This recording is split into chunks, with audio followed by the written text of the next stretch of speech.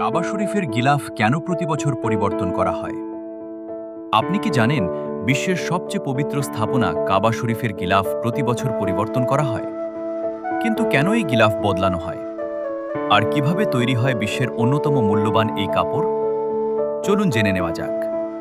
কাবা শরীফের কালো আবরণকে বলা হয় কিসওয়া।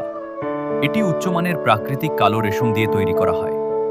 এর ওপর সোনালী ও রূপালী সুতা দিয়ে অত্যন্ত নিখুঁতভাবে পবিত্র কুরআনের আয়াত সূচিকর্ম করা থাকে। প্রতি বছর ইসলামী নতুন বছরের শুরুতে অর্থাৎ ১ মুহররমে পুরনো কিসওয়া সরিয়ে নতুন কিসওয়া পরানো হয়।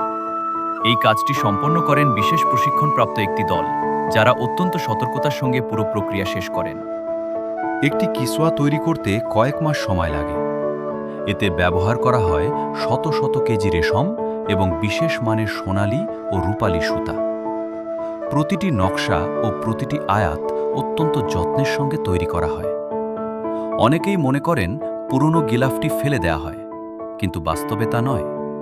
নির্দিষ্ট নিয়ম অনুসরণ করে এটি সংরক্ষণ করা হয় এবং কখনো কখনো এর ছোট অংশ বিভিন্ন ইসলামিক প্রতিষ্ঠান বা জাদুঘরে উপহার হিসেবে দেয়া হয়। কাবা শরীফের গিলাফ পরিবর্তন শুধু একটি আনুষ্ঠানিকতা নয়, এটি মুসলিম উম্মাহর ঐক্য, সম্মান এবং পবিত্রতার এক অনন্য প্রতীক।